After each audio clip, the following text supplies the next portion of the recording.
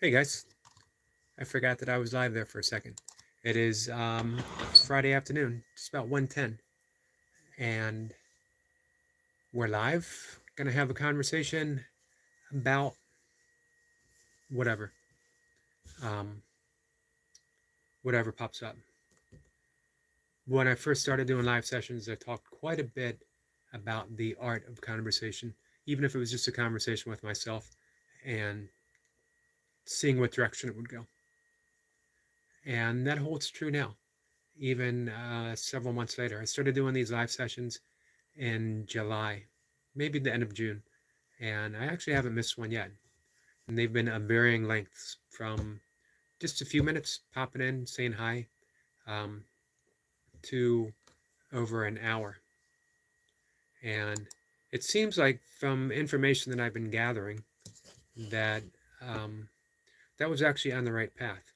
That I should um, let them go. Sorry, let them go longer, and just see where it ends up. And if people pop in, we engage in conversation. And if they don't, maybe I can still give some good information. Which brings me to an important point that I think I mentioned yesterday that I got my second um, Breathworkers Pranayama certification. Uh, I received my certification yesterday. I finished it a few days before. Um, this took me several months to work through. It's my second pranayama breathwork certification. First one being from Yoga Body, and to me that one. And here's a plug to let me give a plug to both of them. Uh, Yoga Body, and um, it's an incredible teaching institute, online teaching institute. Although he does in-person classes as well. That I think he moved fully or more so um, online with the advent of um, COVID. Just made sense, especially doing breath work, which is a intimate uh, teaching. You know, you are right there when somebody is breathing, and sometimes forcibly. So obviously, it could have been a dangerous thing, especially you have a family and you're concerned about bringing something home to them. Um, However, breath work, the industry of breath work, I sort of hate saying that word, the industry of breath work, um, peaked, bloomed, blossomed with COVID because breath became a primary concern for so many of us. Um, I ran into trouble. My own breath work um, veered more a little into the esoteric, and it caused me some issues. I needed to veer myself back to the basic foundation, and I did that through my work with Yoga Body. Um, the teacher, Lucas, and I can't remember his last name. If I can remember, I'll look it up. Um, is a genius for simplifying the practice. Do this. This is why you do this. This is how many times you do this, and this is when you do this. All the pranayama and 30 plus 40 years of studying yoga, going to yoga classes, reading constantly, continuously about yoga, um, give you great pranayama techniques. Sometimes they sort of tell you what they're for, but they don't really set it up into a workable plan. This is why you're going to do this. This is why you wake up in the morning and you do this specific breath.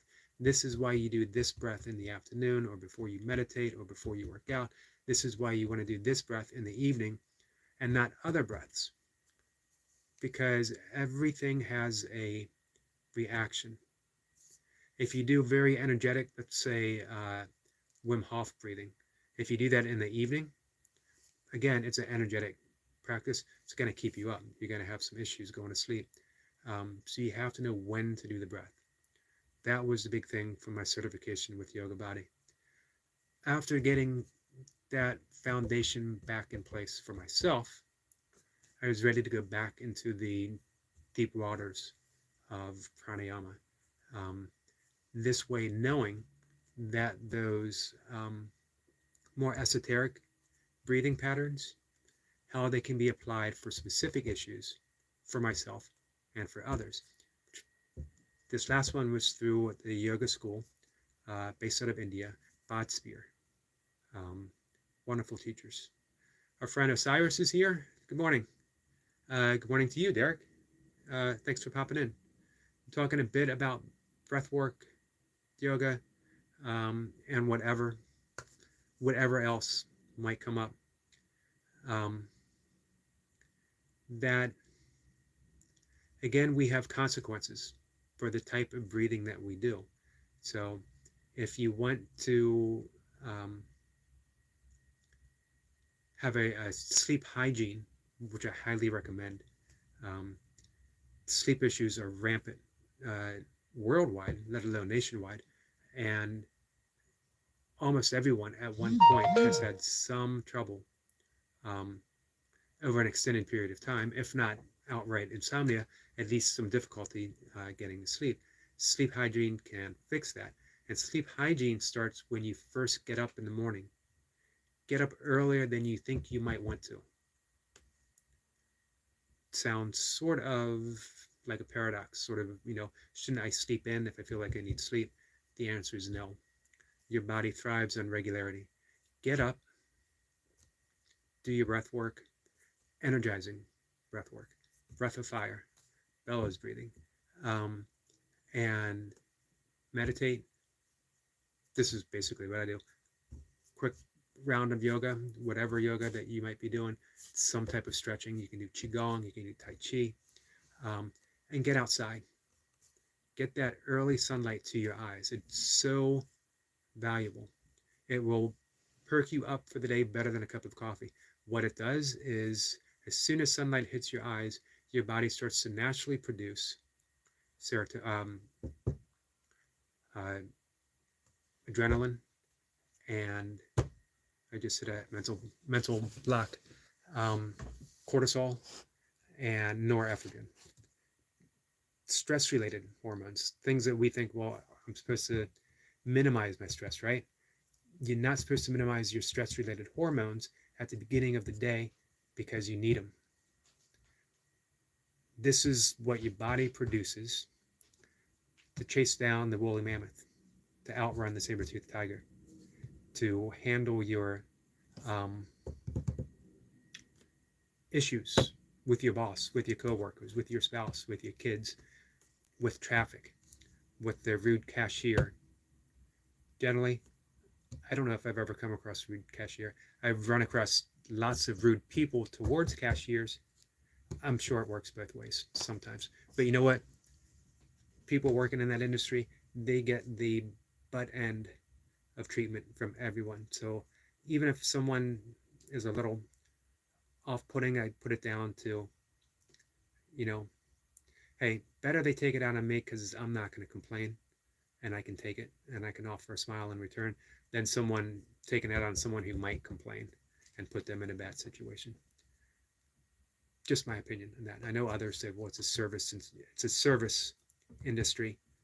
If they can't take it, I don't know if I see it that way. Derek said he got his 20-minute walk in this morning at sunrise. Perfect. It's exactly what we need to do.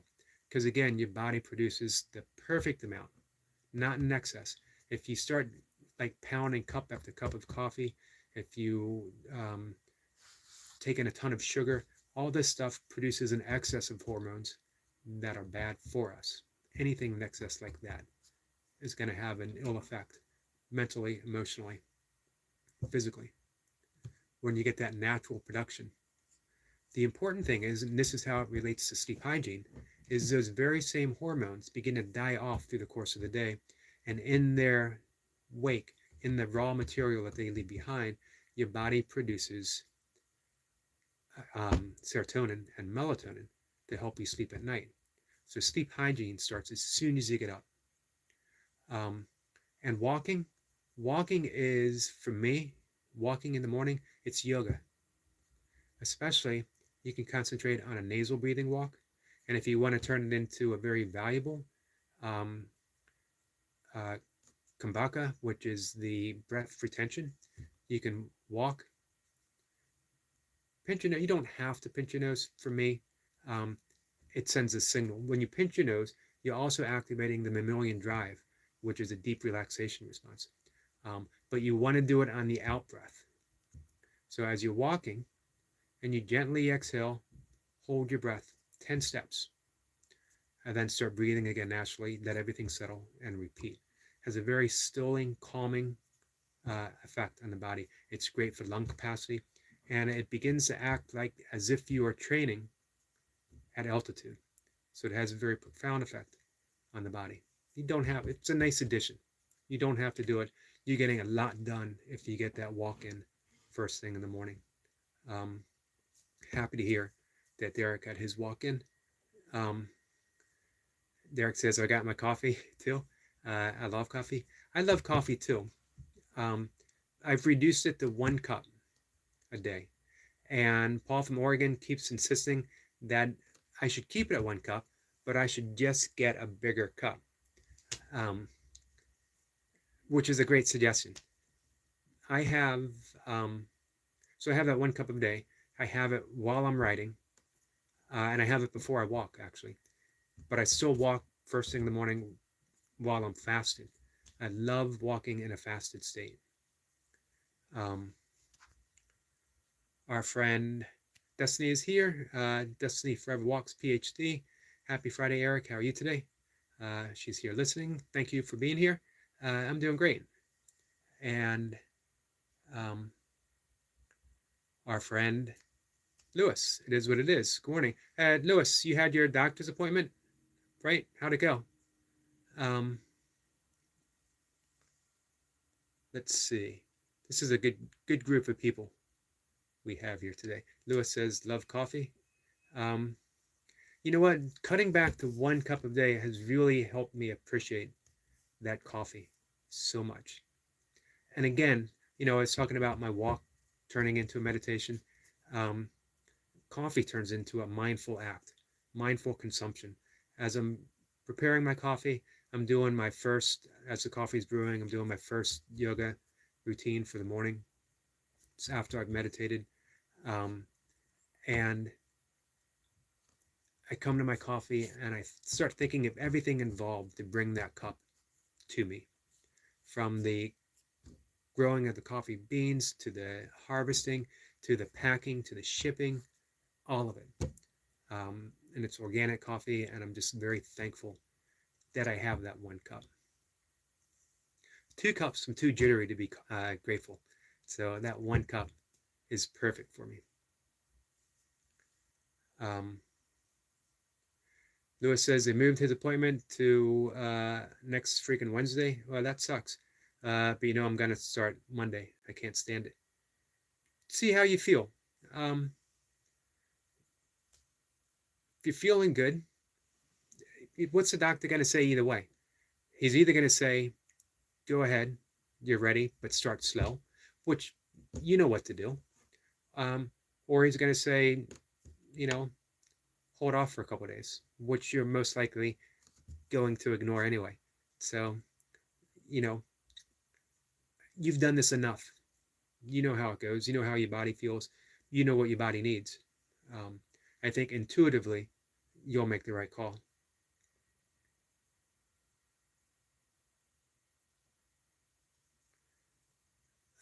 Destiny's addressing Lewis. You are very much loved and appreciated too, Lewis. I appreciate your inspiration. Definitely.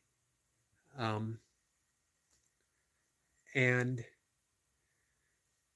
so that's sleep hygiene related to breathing. The point I wanted to make is I've been talking an awful lot about breath work. And right now I finished up my 200-hour yoga teaching certification. I am working on yoga nidra as well as a mudra. So I'll be talking more about mudras as well. The thing is, I'm not a teacher. The whole point of my channel, calling myself just a yogi and is doing burpees in his basement. I even get confused myself. is that's really all I am. A lifelong, literally a lifelong, as I started teaching myself yoga from a book when I was maybe 11 years old, maybe 10, somewhere around there. Um, and it's been a passion of mine forever. But so I love talking about it and I love sharing it.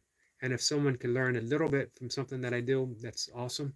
Um, but I don't consider myself a teacher, a full yoga teacher, I should say. I am, again, a certified meditation teacher, so I consider myself a meditation teacher. Um, and I have the 2 certifications in breath work, but I still, and I guess I always will consider myself a student. And I think that is the best way to always present yourself. Um, Students can share, students can have a vast amount of knowledge. Um, but sometimes if you put yourself as um, a teacher of a specific thing, um, you might shut yourself off from accumulating knowledge from everyone you come in contact with. Because in some form or another, everyone's a yogi, everyone's a yoga teacher, and they are teaching me something. Every single burpee video that I watch, every single training workout video that I watch, um, is teaching me something valuable if I'm open to it. And that's the important thing. Um, you can't help but pick up those experiences from people. I can't help but literally feel the joy that rushes off of Destiny's channel when you watch her dance on the treadmill. And it's a different type of joy when you watch her jump and rope. There's a little more intensity there, a little more purpose. She's on a mission, still enjoying herself, but it's a different energy. Same positive energy, different intensity to that energy. It's the same watching all the people here, watching the sheer intensity of Lewis, Mr. Five Pump. It is what it is, um, because that's focus. That there's nothing but focus when you're watching him do that. Um, and then watching Osiris, there is a deceiving, laid back approach to Osiris. It's like a slow burn type of um, the laid back sort of belays that intensity that he's putting in day after day after day in order to achieve a specific outcome. And then you see that specific outcome take place. You see that 245-pound bench press and just missing 250 by that much. I think if he had skipped 245 and went straight to 250, he would have hit 250. However, how do you make that call? You know, you walk away nailing 245. You can't feel bad about anything, not just for the rest of the day, for the rest of the freaking year. You got to be feeling, you got to ride that high for months. When I got my first 100, um, it was the same. Some people have a letdown after achieving something really big, and they're like, what's next? When I got my buckle for my first 100 miles, I didn't care what was next. I had my buckle. I had trained for 5 years. I had missed 3 previous attempts at 100. I put in a serious amount of hard work of training. My last high mileage weekend before the race, before I tapered, I put in over 100 miles in 2 days. Double runs on Saturday, double runs on Sunday. I think Saturday I did 27 miles in the morning. In the late afternoon, I did 26. Sunday morning, I ran 24 miles in the morning, and I ran 26 plus in the evening. So I knew that I had 100 miles because I was running on tired legs. But yeah, you can't feel bad nailing 245 at all. Let's see.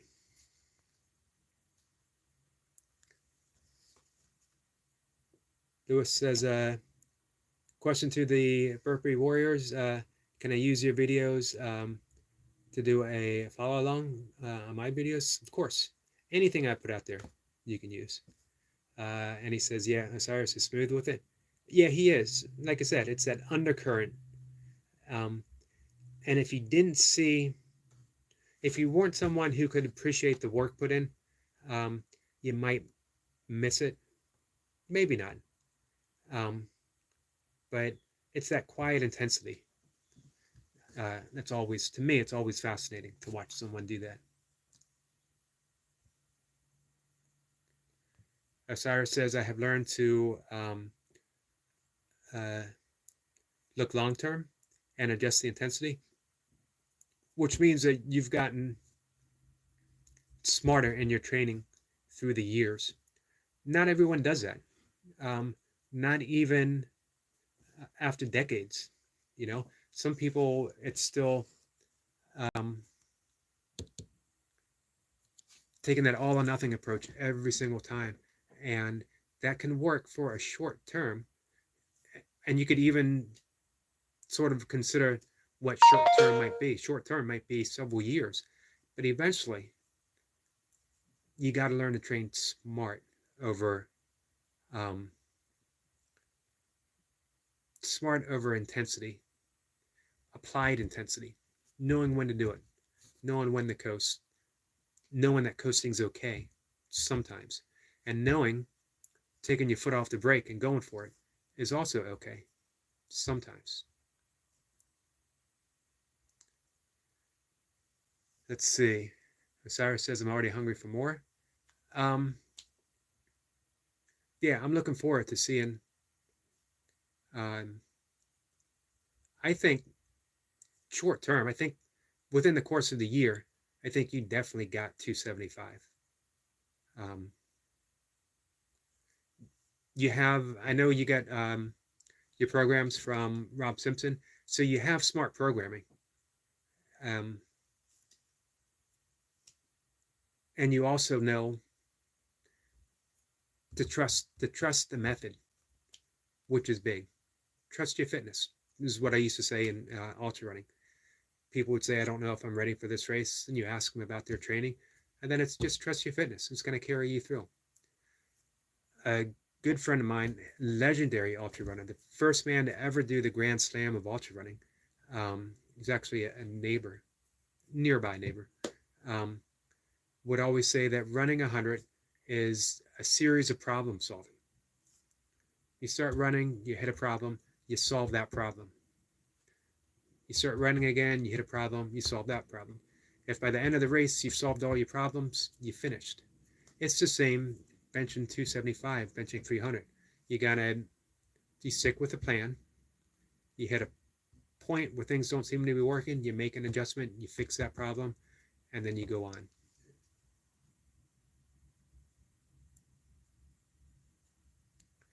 Osara says, I ain't got still in the game intensity. No one has still in the game Tony intensity. He's a one of a kind, um, literal expression of the word, the wonder kid, wonder kind. Um, some people are genetic freaks. Um, I think of some bodybuilders, Sergio Olivier. I think of some power lifters, um, Olympic lifters, ultra runners. Tony is a intensity, an emotional freak that he can just dive in and dive in and dive in, um, and then look up and smile and dive back in again. Um, he is definitely intense. Lewis says that I will master the one pump first, then move to two pumps, and so forth. Smart. No doubt about it that you know exactly what to do.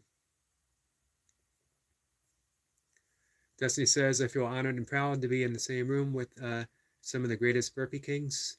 You all inspire me so much with your passion, determination, and drive to achieve greatness and success. Thank you. I'm just like I'm a yogi in his basement. I'm just a burpee practitioner. Um, I actually was considering today taking my first day off of burpees, not taking it off today, but in the upcoming days.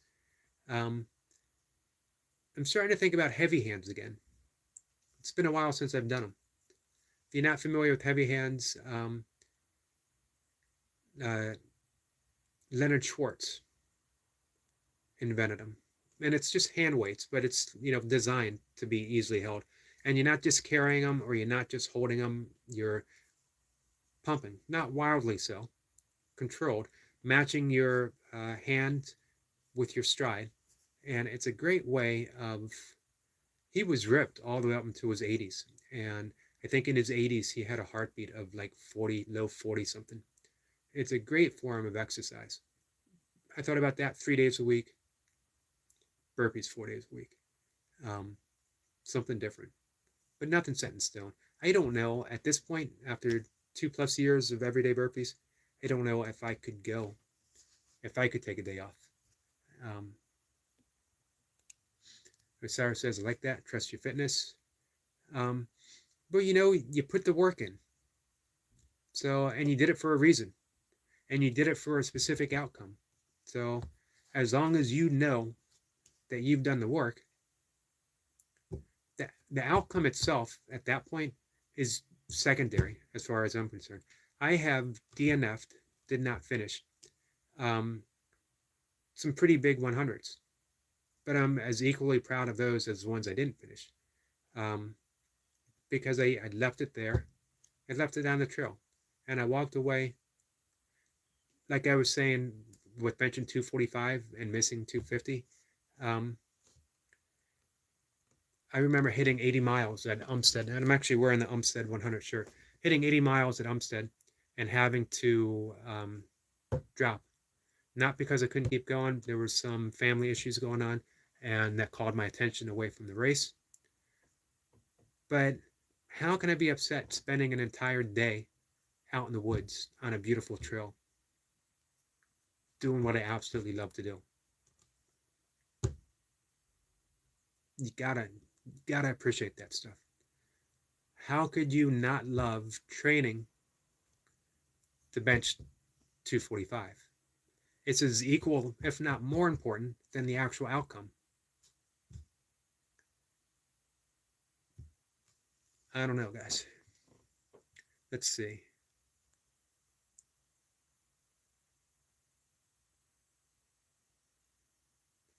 Lewis says, appreciate you, Destiny. You're also very inspirational to us. 100%. And I mention that all the time, that I look forward to everything, all the content that you put out, Destiny, because it's meaningful. It's meaningful. It's joyful. Brings a smile to my face, and it inspires me for the things that I would like to accomplish with my channel. Not to mention, you are 100% there for everyone. That's not just an admirable trait. It is a spiritual gift that you can do that and stay in a replenishing mode. That you don't get, if you're truly giving. I know some people say, don't you get, or do you think people get worn out from giving? If you're truly giving, you never get worn out because you're always replenished. The universe doesn't give you things to give out if it's not going to keep resupplying it. It's a universal law. Osiris says, yes, agree with Lewis. Yeah, I imagine I imagine if you talked individually to everyone in the burpee community, everyone would have nothing but the highest praise for our friend Destiny and appreciation for Destiny. It is what it is, says Osiris is witness to my last year's comeback. I was so late. I started in February. Remember, Osiris? Uh, even Unc called me out. Hey, it's good you got people keeping you on your toes, Lewis. Um, this year you have a perfectly good excuse. And funny, not funny, haha, but funny that even now that you have that excuse, you don't want it. You're ready to hop back in. Um, sorry, my cat is here. One of my cats demanding attention. Um, Osiris says, "Yeah, I remember, brother. I think you are a beast to make this kind of returns. Looking forward to your transformation again. Uh, Heal and let's go, Lewis." That's what I was saying. That this year's comeback is an even bigger deal um, because you're coming back from some devastating, not just devastating injuries, but you're coming back from a close call. When you think of how horrendous things could have been, and the fact that I think, you know, as I was saying about trusting your fitness, I think it's that core background fitness that you have, Lewis, that could have helped prevent that from being even worse. Lewis says, appreciate that, Brother Osiris. You're right. Let's go. He's getting pumped already.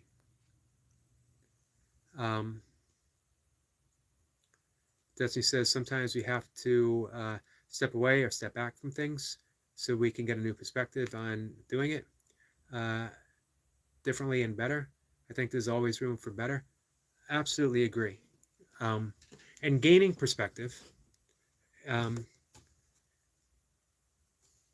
gaining perspective before we have to is important. Most of us hit the wall and then we gain perspective from that, but we don't have to. We can gain it before we hit that wall. What's the old story about the man traveling down a street and falling in a hole? And he climbs out and he looks at the hole and it's like, that wasn't there yesterday. That's not going to happen again. And then the next day, he walks down the same street, falls in the hole, and he climbs out and he says, okay, I'm going to remember this. The next day, he falls down the hole, but immediately climbs out. The story keeps going. Eventually, he walks around the hole. But eventually, farther down the line, he takes another street entirely. That's gaining perspective before you have to. It reminds me, someday I'll talk about the 4 ways. I heard this from Deepak Chopra, the 4 ways of manifesting strawberry ice cream.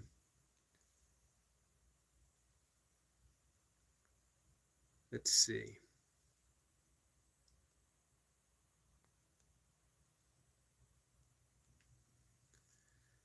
Lewis says, I'm very thankful that it was what it was, not worse. I thank God. Yeah, you were definitely blessed to walk away from that. I think about that and some of the worst things that I've been through. Even the worst things that I've been through have served a purpose in some way, in some very deep and profound ways, actually. And some might say that's the most meaningful.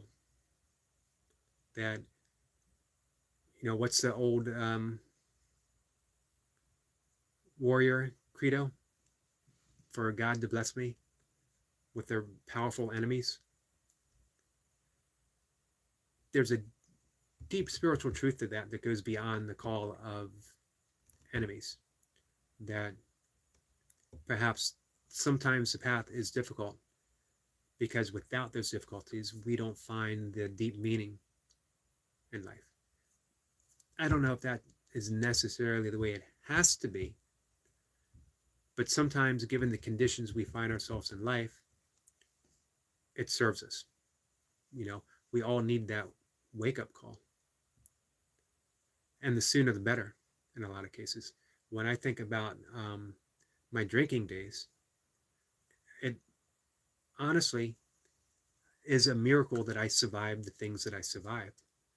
Um, Not only that, when I think of the possibilities that I could have harmed someone, which would have devastated me even more, something pulled me through. Lots of things pulled me through. Um, and that, again, that is just something that every day I think. No day goes by me without thinking of those days and being thankful that I have right now. And not only that, being thankful for the perspective that it gave me right now. And I think that's what really led me to um, wanting to. It's funny, when I was drinking, one of the only things I've ever really wanted to do was write and share my writing. And when I was drinking, I was such a sporadic writer. I might write in a creative streak, which wasn't really that good, honestly. But at least I was writing every day for weeks at a time, maybe even a month at a time. And then a long stretch where I couldn't write, and then I would drink even harder because that's what writers do. They suffer for their work. Um, and not the good kind of suffering, not the suffering that we enjoy as burpee practitioners, that miserable, um, I can't write, so I'm going to drink until I can write. And then, of course, that just digs you into the hole even deeper. And history is filled with writers who have made themselves miserable. And it's a catch 22 because you're cutting yourself off from the source with alcohol, and then you're bemoaning the fact that you cut off from the source. And I was living that. When I quit drinking, my meditation practice deepened immensely. It actually started deepening before I quit drinking, and I hold it as the key to how I quit drinking because it led me to the epiphany that I didn't have to drink. That this one particular moment, when it occurred to me, and it occurred very bluntly because of what was happening, the circumstances that I found myself in, that if I wanted to, I never had to drink again. And it's like a light went off, and I said, okay. And I never drank again. Not only that, I never wanted alcohol, just no longer was something in my life. In an instant, every cell in my body went from a alcohol soaked cell to cells that were free from any desire of alcohol whatsoever. Simply replaced. And I walked away as just someone who didn't even consider drinking to be anything at all in his life. And I started writing every single day. And this was 25 years ago ish. Um, I'm someone who hasn't kept track of his days of sobriety. I know that's big. I see that all the time. This many days sober, and some counting in the decades now. And I applaud anyone who goes and whatever it takes to stay sober, knowing the devastating effects that it has. But as I've mentioned before, and I've heard other people mention in the community before, that this is always and only day one. I'm sober now. I was sober yesterday. I'm going to be sober tomorrow. None of that matters. Right now, I'm sober. And it's not a focus. I don't have to grit my teeth and say, whatever happens today, I'm going to make sure that I go to bed sober.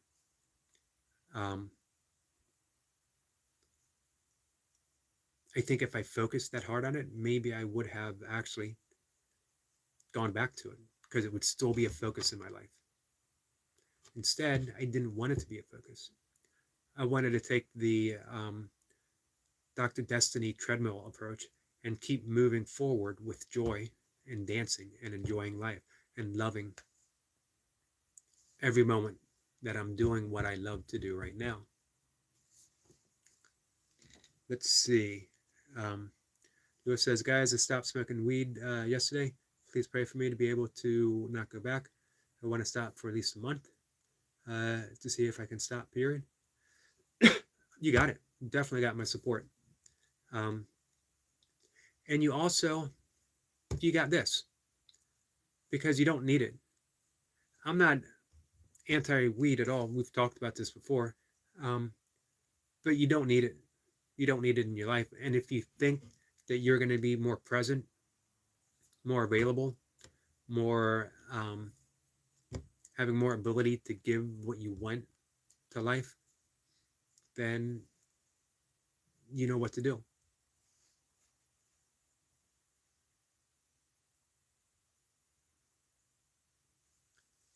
Desi says, have you Burpee Kings ever thought about having a Burpees challenge and live streaming it? You know what? Derek was talking a little while ago about a Burpees across the world. Maybe, I think he said a New Year's next year.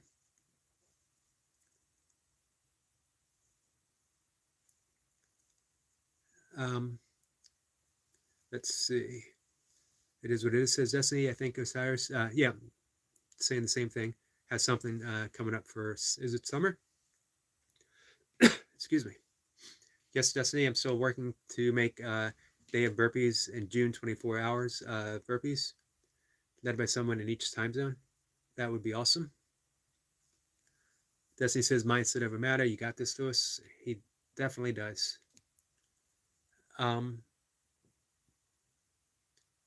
So, yeah, that's big. I stick by my just a yogi in his basement doing burpees. Everything I do seems so simple in comparison to some of the big stuff I see people do. You know, I almost named my channel The Loneliest Monk in his basement doing burpees for two reasons. Well, one, when I was a kid, when I was a young teenager, I had a older friend who absolutely loved jazz. And every time he talked about The Loneliest Monk, I thought he was saying The Loneliest Monk for years, until I found out that his actual name was The Loneliest Monk.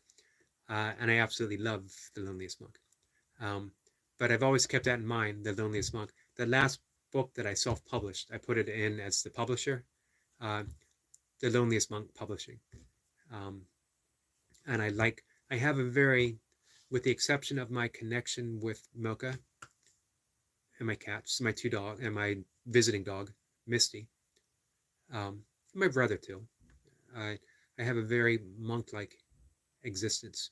So that's why I thought The Loneliest Monk in his basement.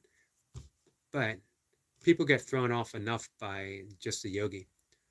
It would probably be even more so with The Loneliest Monk. Destiny says that would be awesome, Osiris. I'm looking forward to that event. So am I, and you can count me in, says Lewis. I got you. And Osiris says I need to get back to work on it. Let us know what you need. That's an amazing thing. We got a whole community willing to pitch in, do what it takes. So I am about ready to shut things down. I'm actually trying to keep things, extend my conversations longer. I originally said that I wanted to cut things off around the 20-minute to half hour. And then Destiny, you did me such a huge favor inviting me to join that link. I'm still not sure how it works, how his channel works. But I stop in and say hi. But since I did stop in and say hi, I've actually gained some subscribers, which I'm happy to see. And I'm always hoping whenever I gain some subscribers, that I can produce the content to make it worth their while. to just be here, to just stop in. And of course, that's the burpees, and that's the talking, and that's the. I've been sharing my writing in my shorts. I should really learn how to make a short from the stuff that I do, but I don't know how. So I read my stuff, um, and hopefully that's enough. I'm going to stay low tech, no matter how no matter how I might grow my channel. I'm going to stay low tech because honestly, I don't know any other way but to do things low tech. Um, let's see. Destiny says, thanks everyone for all your amazingness and your abilities for fitness and health. Blessings and love to you all. Enjoy your weekend. Thank you. Enjoy your weekend as well. Hybrid Jim is here. Hey, Eric and others. You are just in time for me to say goodbye. Hybrid, sorry. I've actually been looking forward to you popping in because it's been a little bit. And it's always fun to catch up. And you always add quite a bit to all of our conversations. And the shame is saying goodbye right now is we got an incredible group of people here right now. Such diverse training across the board. It could easily, I definitely have to go, but I could easily talk another hour with you guys about training, about wellness, about life. Again, this is a diverse but deep, deep group of people here.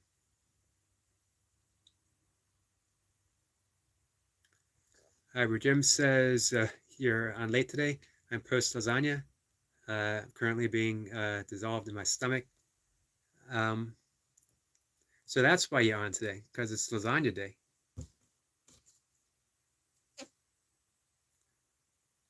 Everyone is saying hi to Hybrid Jim.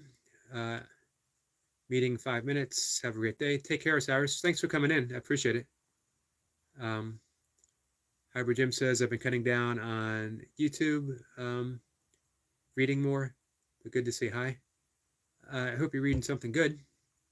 I'm sure you're reading something good.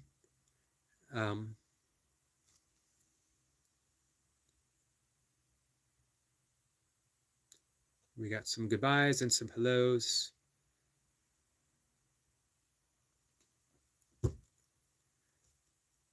So, yeah, cutting back on YouTube is not a bad idea. Cutting down on social media is not a bad idea. Aside of steamed spinach powering the recovery, spinach is spinach and kale. Spinach even more so flavor-wise. But yeah, steamed spinach, steamed kale, powerhouse foods, miracle foods. Definitely got to increase your greens. Michael Pollan, who wrote Food Rules and has that pithy little saying on diet: eat food, not too much, mostly plants. Later said he might have amended that to and mostly greens, or eat more plants, mostly greens, which is good advice.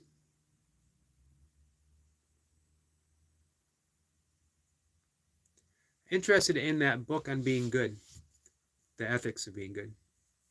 That's the whole entire basis of yoga. We think of yoga and we think of the asanas and we think of the pranayama, we think of meditation.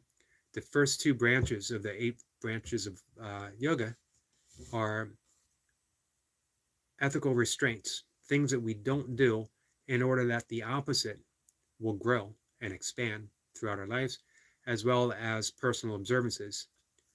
And it's all based upon doing good.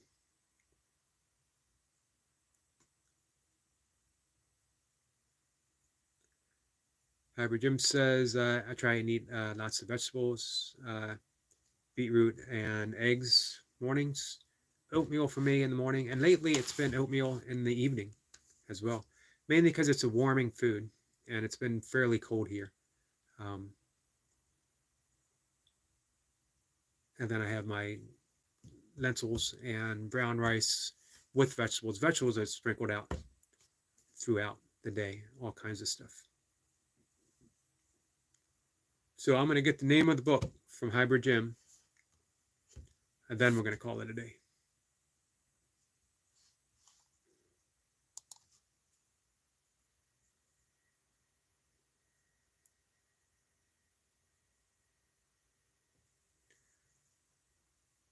The Difficulty of Being Good on the Subtle Art of Dharma. That's a great title.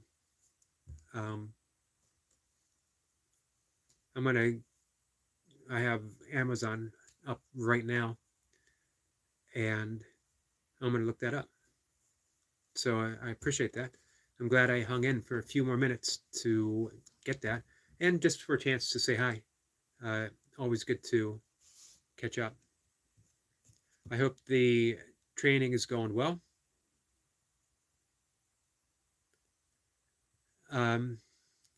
Lewis says, what's better, or does it even matter? Kale spinach cooked or juiced? Slightly cooked, slightly steamed, more nutritious. The reason you want slightly steamed is because it helps release enzymes to help you digest it and utilize the nutrients within there.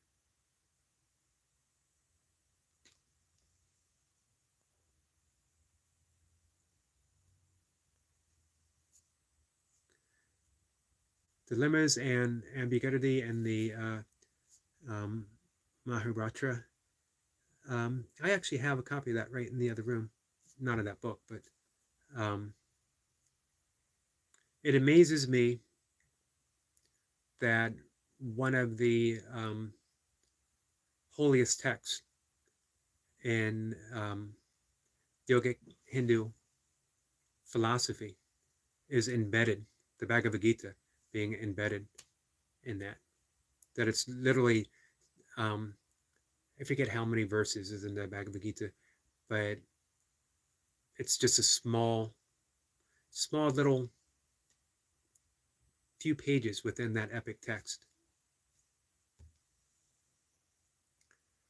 Destiny says that, well, Hybrid Jim says, I'll update you on it in a few days. Thank you. And that I heard carrots cooked is better, and tomatoes. Tomatoes as well. I don't know about carrots, but probably so. And definitely tomatoes. Tomatoes, I believe, you get a lot of benefits from them, however you eat them, but you get more. You get more of the nutrients released if they are cooked. Destiny said beets are wonderful for adding minerals to your diet and increasing nitrous oxide. So it's a great food for endurance athletes, as well as those who are trying to put on some muscle at the same time.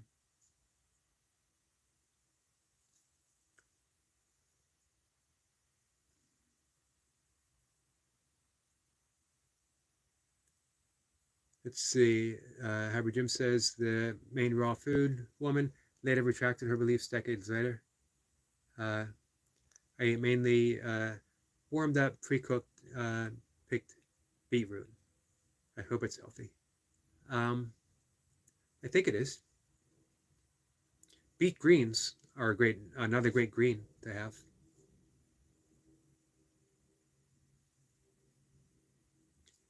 Hybrid Jim says he used to eat a lot of raw carrots. I used to eat a lot of raw carrots. I used to juice carrots too, and peanuts. I had a juicer, and I would juice everything. I went from someone who didn't eat a lot of vegetables to I started juicing and downing just vegetable juice. Sometimes it would be carrot and apple juice, just a little bit of apple, mainly carrots. And I really got some pretty good results juicing. It's better than vegetable juice isn't bad for you, but it's better to get your vegetables eating.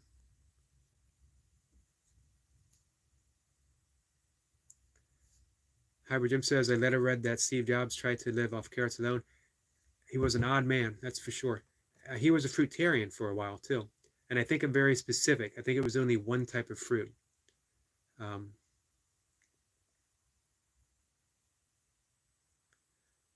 Hybrid Jim says, me too. Celery, apple, and carrot was popular use. I used to do carrot, apple, beet, carrot, apple, ginger.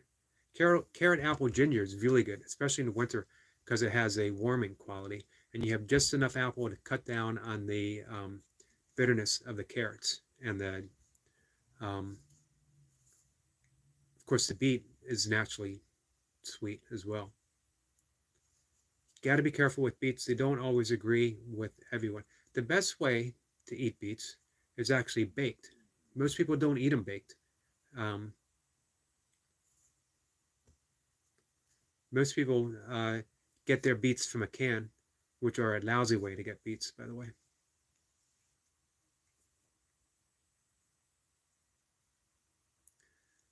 Jim says, Jobs had one type of clothing too. I must admit, I admire his minimalism and drive, but he hurt those around him. Yeah, he wasn't a likable guy, even by his children, was my understanding. And I agree. I do admire his minimalism. I admire his Zen mentality, and we have a lot of the same authors that really inspired us through some tough times. I know he was a big fan of Paramahansa Yogananda's autobiography of a yogi. We both had similar experiments with hallucinogens, psychotropic plants. Lewis says ginger is amazing. Yeah, ginger is an amazing food, great for digestion. Ginger, turmeric. Here's a question. Do you say turmeric or turmeric? I hear both ways. I'm always safe to say whatever it is that I say, because everyone by now knows that I'm going to mispronounce virtually everything that I say.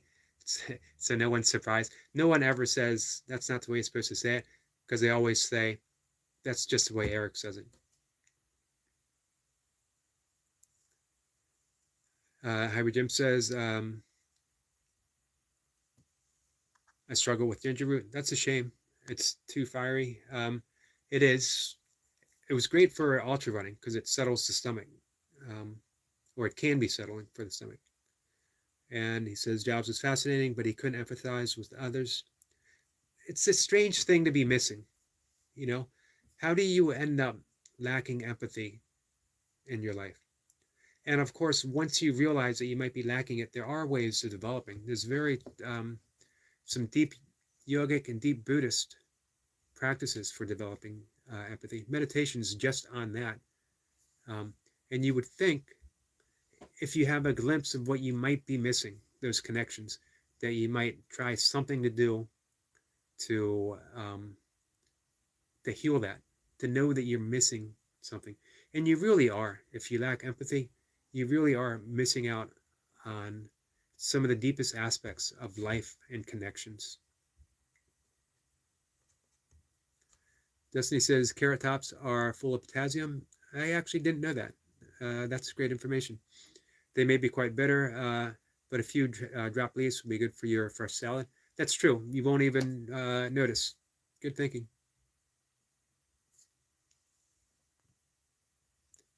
Turmeric. Okay. Turmeric. Now I'm going to go back and forth in my head. I believe that is the correct way. Turmeric. So,